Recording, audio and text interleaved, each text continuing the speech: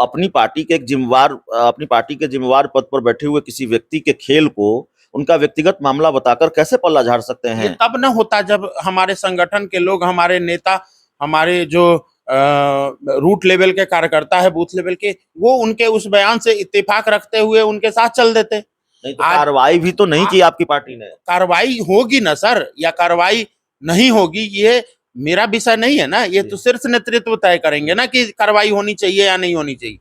लेकिन मैं आपको बता रहा हूं, उनका जो बयान है उसमें वो एकला चल रहे हैं, हमारे संगठन के लोग उसके पीछे नहीं है।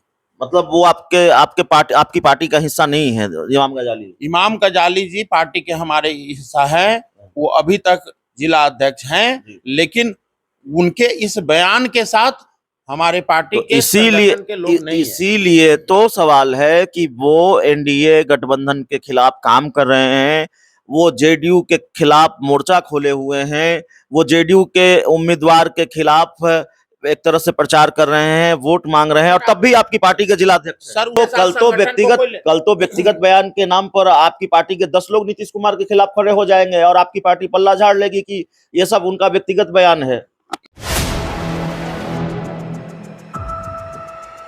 नमस्कार, आप देख रहे हैं 4 PM और मैं हूं अभिषेक मिश्रा।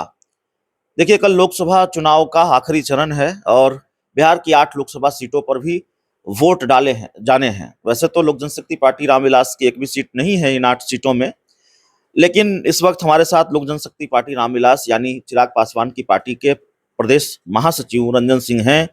रंजन जी, बातचीत की शुरुआत करते हैं उन 8 लोकसभा सीटों पर वोटिंग से, और मान कर चला जाना चाहिए कि सबकी सब अपने आप में हॉट सीट है। नालंदा नीतीश कुमार का गढ़ है, पाटलिपुत्रा से रामकृपाल यादव, लालू यादव की बिटिया, बक्सर में फिर वही दिग्गज नेताओं का घमासान, पटना साहिब में रविशंकर प्रसाद, काराकाट में उपेंद्र कुशवाहा, पवन सिंह, राजाराम कुशवाहा। क्या होता हुआ देख रहे हैं? क्या उम्मीद है? अब भी 40 की 40 के दावे पर कायम है या फिर कुछ देख रहे हैं आप, इन कुछ नुकसान भी होता हुआ देख रहे हैं एनडीए को?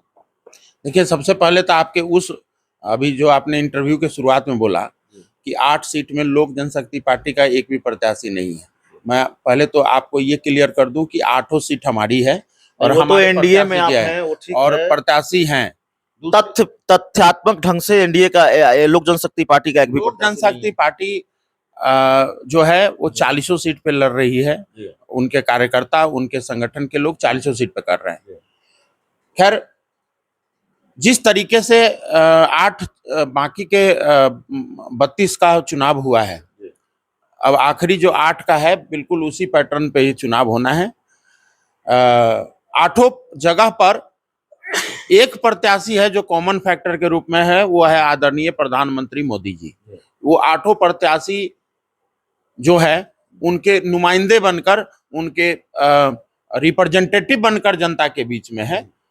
चुनाव तो मोदी जी ही लड़ रहे हैं, तो निश्चित रूप से पूरे 8 के 8 सीट हम लोग जीतेंगे और यशस्वी प्रधानमंत्री को पुनः तीसरी बार प्रधानमंत्री बनाने में अपना तेजस्वी यादव कह रहे हैं कि इस बार ओबीसी के लोग चिराग पासवान को चुनाव में बता देंगे। अब क्या बताएंगे? एक चीज बताइए, ओबीसी हो, दलित हो, वंचित हो, शोषित हो या अगरा पिछड़ा, ये सब खेल उन लोगों का है। हम लोगों, हमारे नेता कहते हैं 2 जाति होता है, अमीर और गरीब। अमीर और गरीब 2 जाति होते हैं, बेरोजगार और रोजगार वाले ये 2 जाति होते हैं। हम लोग वृद्ध और युवा ये 2 जाति होते हैं। इस तरह के स्क्रिप्ट हम लोगों के दिमाग में चलता है। ये ईबीसी, ओबीसी, ये सब उनके स्क्रिप्ट दिमाग में चलता होगा। मैं आपको बता रहा हूं कि चिराग पासवान जी हों, चाहे हमारे गठबंधन के जितने भी नेता हों, वो सारे लोगों को, पूरे जमात पर और पूरे जमात को इन नेताओं पे भरोसा है। और इसका नतीजा आप सर्वे कर लीजिए ना अभिषेक जी, आप सर्वे कर लीजिए। बिहार के अंदर जितने भी बूथ हैं, मैं कह रहा हूं ना, लगभग 8400 पंचायत है ना, हर पंचायत में जाइए और आप सर्वे कर लीजिए। मात्र एक एनडीए गठबंधन के प्रत्याशी ही मिलेंगे जिसको हर एक बूथ पे वोट है। और ये जो महागठबंधन वाले इतना चिल्ला रहे हैं ना, 50% से ज्यादा बूथ पर ये शून्य है। आप तो बिल्कुल दरकिनार कर रहे हैं ना। मुकेश सहनी के फैक्टर को कैसे आप दरकिनार कर सकते हैं?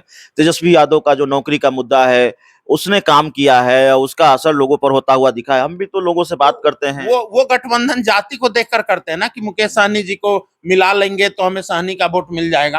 नहीं, तेजस्वी यादव के नौकरी का मुद्दा फिर क्या जाति से संबंध रखता है? तेजस्वी यादव जी जो नौकरी की बात कर रहे हैं, वो नौकरी किसने दिया, कैसे दिया, ये तो पहले भी चर्चा हो चुकी है। इस पर नहीं जाना है। चलिए, एक आखिरी सवाल है आपसे। आपकी पार्टी के जिलाध्यक्ष इमाम गजाली को लेकर बहुत ईमानदारी से जवाब दीजिएगा। आपकी पार्टी के जिलाध्यक्ष है इमाम गजाली, चिराग पासवान के सांसद प्रतिनिधि भी हैं, वोट मांग रहे हैं हिना साहब के लिए सीवान में निर्दलीय, और फिर वोट मांग रहे हैं जहानाबाद में वो आशुतोष के लिए। तो फिर आपकी पार्टी के जिलाध्यक्ष और वोट मांग रहे हैं निर्दलीय प्रत्याशी के लिए, दूसरी पार्टी के प्रत्याशी के लिए, सवाल तो उठेंगे ना कि चिराग पासवान ने फिर नीतीश कुमार के साथ खेल शुरू कर दिया क्या? ये उनका अपना व्यक्तिगत राजनीतिक एक रोड मैप होगा, जिस तरीके से वो काम कर रहे हैं। हमारी पार्टी, हमारे संगठन के लोग, हमारे शीर्ष नेतृत्व से लेकर पंचायत अध्यक्ष तक सारे के सारे संगठन के लोग तटस्थ रूप से हम लोग एनडीए के साथ थे, हैं और आगे भी रहेंगे। नहीं, आप अपनी पार्टी के जिम्मेवार पद पर बैठे हुए किसी व्यक्ति के खेल को उनका व्यक्तिगत मामला बताकर कैसे पल्ला झाड़ सकते हैं? ये तब न होता जब हमारे संगठन के लोग, हमारे नेता, हमारे जो रूट लेवल के कार्यकर्ता है, बूथ लेवल के, वो उनके उस बयान से इत्तेफाक रखते हुए उनके साथ चल देते। नहीं तो कार्रवाई भी तो नहीं की आपकी पार्टी ने। कार्रवाई होगी ना सर, या कार्रवाई नहीं होगी, ये मेरा विषय नहीं है ना। ये तो शीर्ष नेतृत्व तय करेंगे ना कि कार्रवाई होनी चाहिए या नहीं होनी चाहिए। लेकिन मैं आपको बता रहा हूं, उनका जो बयान है उसमें वो एकला चल रहे हैं, हमारे संगठन के लोग उसके पीछे नहीं है।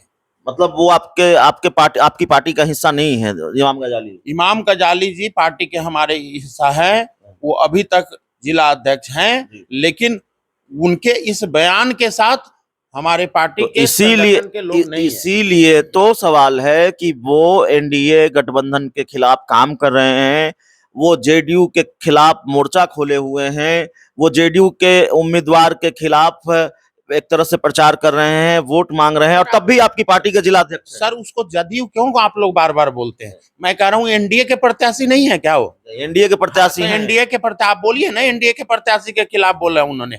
अगर एनडीए के प्रत्याशी के खिलाफ उन्होंने बोला है तो ये उनका, मैं आपको यही समझाने की कोशिश कर रहा हूँ, ये उनका व्यक्तिगत बयान है। कल तो व्यक्तिगत बयान के नाम पर आपकी पार्टी के 10 लोग नीतीश कुमार के खिलाफ खड़े हो जाएंगे और आपकी पार्टी पल्ला झाड़ लेगी कि ये सब उनका व्यक्तिगत बयान है। ये जितने भी लोग हैं, जो लोग हमारे गठबंधन धर्म के मर्यादा को नहीं रख पाते हैं, ये उनका व्यक्तिगत हो सकता है। इसमें कहीं से इमाम गजाली और रंजन सिंह की बात नहीं है। कल को जो होती है, सुनिए, पार्टी, एक मिनट, पार्टी का मैं बार बार आप करूं, कल को या आज को, सुनिए ना, कल को इमाम गजाली अगर चिराग पासवान के खिलाफ बयान देंगे तो आप उनको अपनी पार्टी में रखिएगा व्यक्तिगत बयान के नाम पर? सर मैं आपको क्या बोल रहा हूँ, मैं आपको बोल रहा हूँ, ये तब होता है जब संगठन उसके साथ, नेता तब बड़ा होता है जब संगठन उसके साथ हो। तो आप ईमानदारी से बता दीजिए, आखिरी टिप्पणी आपसे चाहेंगे, कल को आपकी पार्टी के जिलाध्यक्ष इमाम गजाली चिराग पासवान की मुखालफत शुरू कर दे तो क्या आप लोग कहेंगे कि हम कार्रवाई नहीं करेंगे, उनका व्यक्तिगत बयान है, संगठन खड़ा नहीं है? मैंने कब बोला कि वो उनके खिलाफ कार्रवाई नहीं होगी? मैंने कब बोला? कब होगी कार्रवाई? लेकिन ये कार्रवाई करना आप भी जानते हैं, ये प्रदेश महासचिव के हाथ में है क्या? प्रदेश अध्यक्ष के हाथ में है। हाँ, तो करेंगे, वो अपना समीक्षा कर रहे होंगे, वो वीडियो को वो जांच कर रहे होंगे कि वीडियो अल्टर कार्रवाई होगी। अगर सत्यता होगी तो होगी, लेकिन सत्यता अगर नहीं होगी तो क्यों होगी? नहीं, सत्यता तो है, हमारे पास वीडियो है, मैं आपको दिखा दूं। आज के डेट में वीडियो और फोटो से कोई आप प्रमाणित, ये ठोस प्रमाण नहीं है कि आप कह सकते हैं। ये वो तो जांच होगी, देखा जाएगा कि भाई वीडियो, एक सेकंड, वो देखा जाएगा कि लोकसभा चुनाव के दौरान उन्होंने रूट पर, चूंकि हमारे कार्यकर्ता तो बूथ लेवल तक है, वो कितना असर क्या कर पाए हैं वो तो देखने की विषय है। वीडियो फोटो सबूत नहीं है तो क्या सबूत होता है? सबूत होता है जो धरातल की सच्चाई है, जो धरातल की सच्चाई। आप किसी एक व्यक्ति के बयान को बोलकर आप पूरे संगठन को नहीं नाच सकते हैं। संगठन बहुत बड़ी चीज होती है। संगठन ने कार्रवाई भी तो नहीं की, संगठन से बाहर तो नहीं है ना। अगर समीक्षा में दोषी पाए जाते हैं तो कार्रवाई होगी इमाम गजाली पर। इस पूरी रिपोर्ट में इतना ही। बहुत बहुत धन्यवाद।